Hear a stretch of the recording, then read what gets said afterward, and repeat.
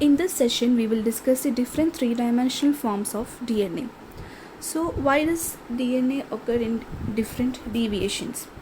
It is because of the rotation around the sugar phosphate, that is the phosphodioxyribose backbone, and the thermal fluctuation due to which it will produce bending, stretching, and unpairing or the melting of the strands. So, we can see many significant deviations of DNA structure both in cellular DNA and outside also. So some of these deviation, they are important in DNA metabolism. So even though there is a deviation in the structure, they will not affect the key properties of DNA, that is the properties defined by Watson and Crick, that is strand complementarity, antiparallel strand, and the requirement of AT and GC base pair. So if you see these structural variations, they reflect three things, that is the different possible conformation of the deoxyribose, the rotation about the contiguous bonds that make up the phosphodioxyribose backbone, and the free rotation around the CN glycosyl bond, the beta glycosyl bond. Because of steric constraints, the purines in the purine nucleotides, they are restricted to two stable conformation, that is syn and anti conformation. So in the case of purines, they can have syn and anti conformation, and in the case of pyrimidines, they are restricted to anti conformation because of the steric interference between the sugar and the carbonyl carbon at the C2 of the pyrimidine base. So these are the three forms of DNA, or three different forms of DNA found: the A form, B form, and Z form. The B form, it is same as the Watson and Crick model, that is it is the form of DNA that usually is seen in majority in biological systems. It is same as the Watson and Crick. So we will not discuss about that because we already discussed. Now we will discuss the A DNA, or the A form of the DNA. So the A form, it is actually dehydrated form of DNA. It is found in solutions that are devoid of water. So in this, it is same as B DNA, that is it is right-handed double helix, but in this case the helix is a little bit wider and the number of base pairs per turn will be 11. In the case of B DNA, it was 10.5. And also the plane of the base pairs, which was in B DNA, it was perpendicular to the helical axis, but in the case of A DNA, it is a little bit tilted about 20 degrees with respect to the helical axis. So because of that, the major groove, they will deepen and it will make minor groove shallower. So when we try to crystallize DNA, we will use so many reagents. So reagents that promote crystallization of DNA, they dehydrate it, and then this crystallized DNA molecules, they tend to crystallize in the A form. So that is where A form of the DNA is found. Also you can see them in the double-stranded regions of RNA, and also in RNA DNA hybrids. They also adopt a structure very similar to the aDNA. So these structural differences between bDNA and aDNA, they actually occur due to puckerings. Okay, puckerings of the ribose units. We already talked about the conformation. In case of bDNA, it is the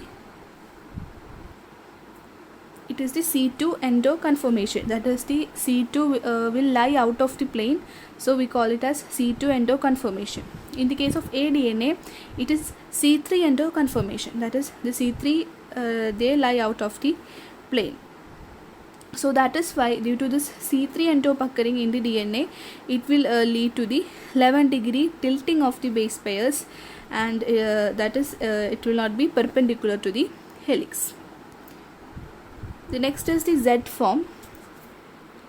So in the Z form, they are very much different from the B structure because they are left-handed, and their helix, that is left-handed, and per helical turn they are having 12 base pairs, and in the case of zDNA they are more slender and they are elongated, and the DNA backbone, they appear to be in a zigzag kind of a structure. zDNA is mainly found in sequences where pyrimidines alternate with purines. That is, after pyrimidine you have purine, and after purine you have pyrimidine. Like in that kind of sequences, the zDNA is found, and also the alternating C and G, or the 5-methyl and G residues, they are prominently found. So in the case of the left-handed helix, what happens is that the purine residue will flip into the syn conformation, and they alternate with the pyrimidines in the anti-conformation. So there will be a purine base that is in syn conformation, and there will be a next to that there will be pyrimidine base in the anti-conformation.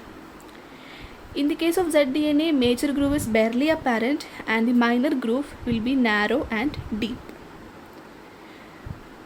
Although we don't know much about the biological role of zDNA, but some zDNA binding proteins have been isolated, and these proteins are required for the viral pathogenesis of pox viruses. Pox viruses are viruses that cause smallpox.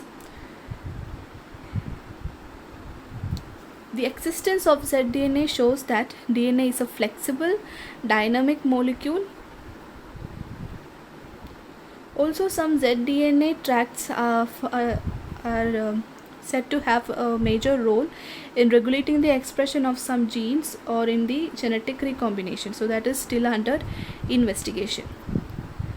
This is a table showing the different characters of the A, B and Z DNA, and here you can see the figure of all the three forms. Apart from these three forms, we also have some unusual structures of DNA. We all know what are palindrome sequences. Palindrome sequences are self-complementary. That is, they read the same from both the direction, and since these palindromic sequences are self-complementary, they have a tendency to form bonds. That is, they can form hairpin or cruciform kind of structures. They can bind within themselves because they are self-complementary. This is the figure showing. So this is a this one in the figure. Here is a palindrome sequence, and these palindrome sequence can form hairpins like this. They can form a complementary base pairing within themselves. They can also form cruciform structure, so that is shown here. We have also other unusual structures of DNA having 3 or even 4 strands. So the nucleotides that participate in the base pairing can form a number of additional hydrogen bonds with functional groups arrayed in the major groove.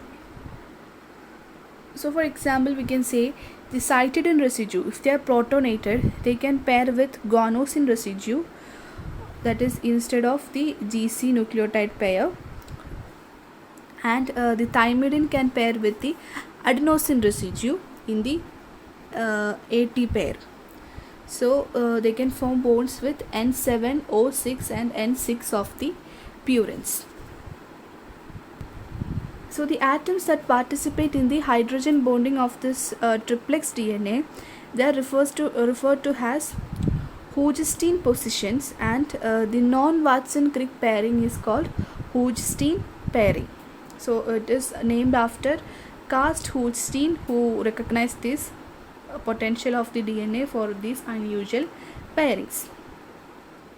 So because of this Hootstein pairing, triplex DNAs are formed. These triplex DNAs are stable at low pH.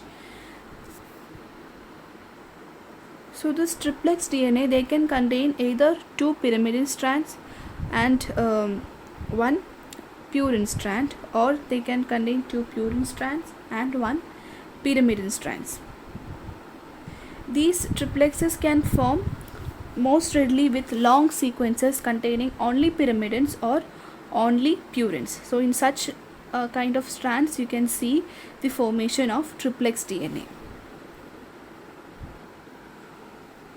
Just like the triplex DNA, 4 DNA strands can also pair to form a tetraplex or a quadruplex DNA.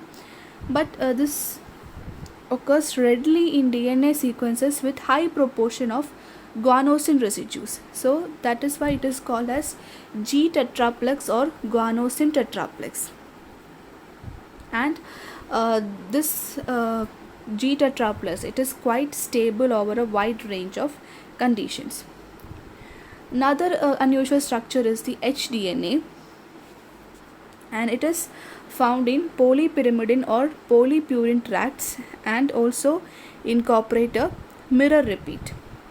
So the example for H-DNA is a long stretch of alternating T and C residues. The H-DNA has the structural features as that of the triplex DNA, that is the 3-stranded form. In the case of H-DNA, 2 strands will be pyrimidines and the other strand will be purines. If we see in the DNA of living cells, the sites that are recognized by many sequence-specific DNA binding proteins are palindromes and polypyrimidine or polypurine sequences. So these can form the triple helices or even the H-DNA, and they are found in the regulation of gene expression in the eukaryotic genes. So actually they help in regulating the gene expression, so it is very prominently found in the DNA of living cells. We can actually make synthetic DNA strands that are designed to pair with these sequences to form triplex DNA, and we can disrupt the gene expression. So this kind of an approach in the cellular metabolism, it is of a growing commercial interest, and it also has great potential in medicine and agriculture applications. Here the figure of the triplex DNA is given. This triplex DNA is actually a H-DNA. You can see 2 strands are pyrimidines and 1 strand is purine. So this is an example for H-DNA. So that is all about the structure of DNA and the different deviations of that structure. So thank you.